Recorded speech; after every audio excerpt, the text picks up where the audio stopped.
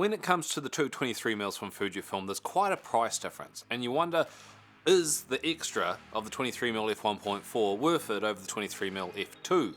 In this video, we're really going to deep dive, compare these two, simplify it right down, and let you know which one is best or better for you when it comes to the 23mm from Fujifilm.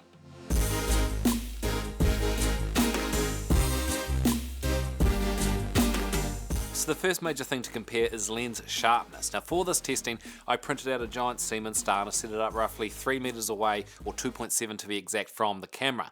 I then, without shifting the camera, and I had like 2-second timer, the exact same lighting, exact same white balance, exact same exposure compensation, used a burst remove imperfections, compared the raw files, and then graphed it all to let you know which one is the sharper, the better of the two lenses. And what you're looking for when looking at these graphs is, well, they are both actually pretty similar. Towards the brighter end, the f1.4 is definitely that little bit sharper, but towards the darker end, the darker apertures, the f2 is a little bit sharper. And what those red and orange marks represent is it hitting the limitations of the sensor. So that there represents the lens resolving more detail than the sensor can handle. So it's good, but it just means you can get tack sharpness at around those closer to middle lower aperture ranges. To really summarize this, I think both are fantastic. Both are as sharp as the sensor can resolve.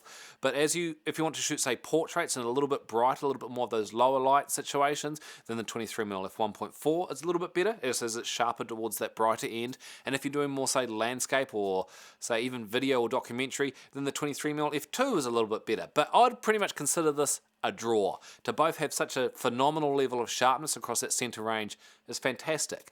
Also, when it comes to 23mm lenses, this is a very easy lens to make, so it should be phenomenally sharp, so it's no surprise that these two lenses both got phenomenally sharp results here.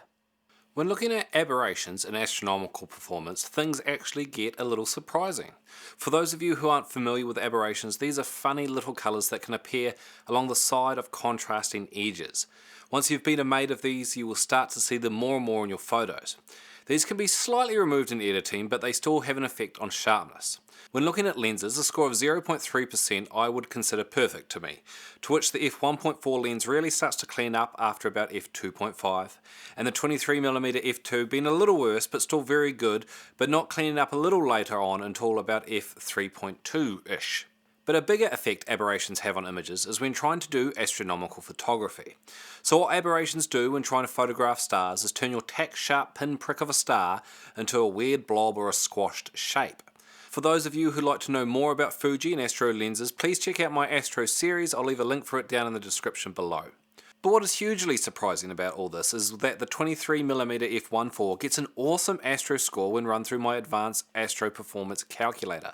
Coming in at second place, though personally for my taste I would find 23mm not wide enough, and do note that the score is despite its pretty bad aberrations in the corner, which really clear up if you stop down to about f2.2, and doing so would only drop it into third place. The 23mm f2 isn't shocking for Astro either, getting a score of 159, but there are much better options out there if you're looking for an Astro option. Next up was to compare AF performance speed differences for photo. So to do this, I plugged in an external recorder into the camera so I could, like I said, record photo speed AF performance, not just video AF speed performance, and then focused on infinity and back to that star, and then to the minimum distance and then back to that star. And I did this 10 times each, so 10 times from infinity to neutral, and then 10 times from the minimum distance back to that neutral star point. And then I did it again for the other lens. So overall 20 shots, and I worked out an average speed difference. There are little odd spikes and drops in this AF performance, but that's why we did it so many times to get a nice average. And the results are this. The 23mm f1.4 at f1.4 is 37% slower focusing than the 23mm f2 at f2. However, the 23mm f1.4 at f2 is only 15% slower than the 23mm f2 at f2. So at the exact same aperture, the 23mm 1.4 is 15% slower, which for a more expensive lens is a little disappointing, but it is quite a bit older now. So as far as speed performance goes, the 23mm f2 wins out. Okay, moving along to video autofocus performance. This is just the default internal settings on the camera. I got some different results. Okay, so first up for video autofocus, we're going to look at the 23mm f1.4, and we're going to look at a couple of different things. Number one is focus breathing. The side of this shot here, I'm framing this up, do these move in and out as the camera autofocuses?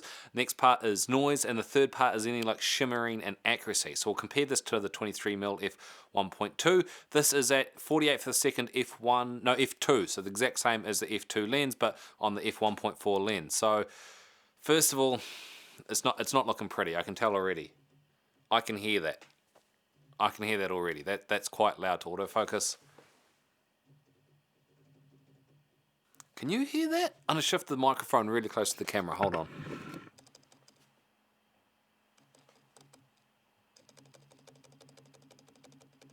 Okay, now with the 23mm f2, and I know this is going to be great. And the reason I know this is going to be great is because 90% of my videos are filmed with this lens. It's smooth, it's quiet. I can maybe slow it down a little bit as I focus on the foreground. You'll see this lamp here say shimmer a little bit. So, but that's still quick enough. It's smooth. If it's shimmering or hunting, I can't hear it. I could maybe speed that up a little bit in settings. So maybe that is a little bit slower. But it's smooth, it's dead quiet, I love it. 23mm f2 for video, phenomenally better. So to summarize all that, the 23mm f1.4, if you're shooting in manual focus, will be absolutely fine. And installed even in autofocus is pretty passable, but it is a phenomenally noisy lens. With the 23mm f2, by comparison, isn't perfect, but is phenomenally better. A lot smoother, a lot quieter. For video, once again, the 23mm f2 wins out as far as video performance goes, unless you really need that emphasis in low light manual focus performance. Then the 23mm f1.4 will be fine, but yeah, winner once again, 23mm f2. Okay, so next up, let's talk about some of the feature differences. Now, a big obvious one that's kind of in the title is the f1.4 versus the f2. And that might not sound huge to you, but especially if you're new to photography, actually, that 0.6 of a difference to the human ear doesn't sound like much. But when it comes to photography, the f1.4 versus f2 is double. It means you can halve your ISO or you can double your shutter speed, which can make huge differences in those lower light situations. And so while we'll talk about price a little bit later on, going from the f2 to that 1.4 for quite a bit more is quite a lot extra light that can come into the camera. They are both not stabilized. Not a biggie if you've got a stabilized body, as more and more of them are coming out like that. But as far as manual focus rings go, the 23mm 1.4 does have this little feature here where you can click this down to go into manual focus.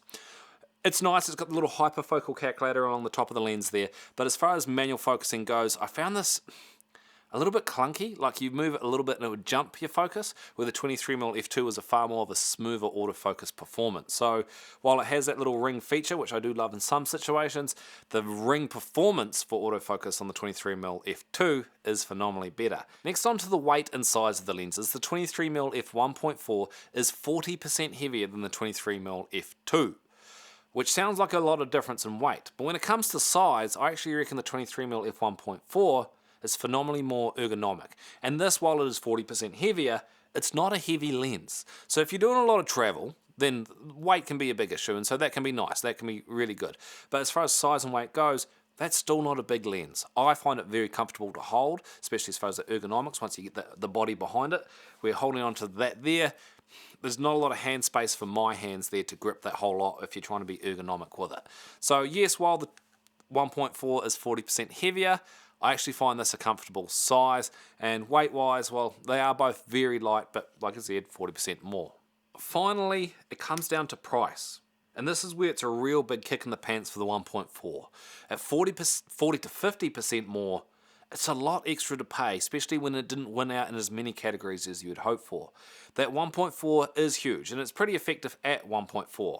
But for 40 to 50% more, when this also is better in video, just as sharp, better manual focus, better autofocus performance, weather sealed. Okay, so let's try and summarize all this information down a little bit for easier digestion. The f1.4 is better from f1.6 to about that f8 range. The f2 is better from f2.5 to about the f10 range. So to simplify this, think of it as portrait versus landscape, photo versus video. Better in low light, better for those blurry backgrounds, smoother focusing, weather sealed, and better at the higher end of the apertures. But for me, the winner is the 23mm f2. I've been filming maybe 90% of my YouTube videos with this lens. It is phenomenally smooth as far as video goes, and it is more than sharp than the current X-T4 X-Trans 4 sensor can resolve. So it's phenomenal in that regards. And with Fuji now announcing Mark II lenses, you can't help but wonder if they're going to look back at some of their older prime lenses, like the 23, the 35, and the 56. Those lenses are phenomenally sharp, but the autofocus performance out of them is just getting a little left behind, a little out of date.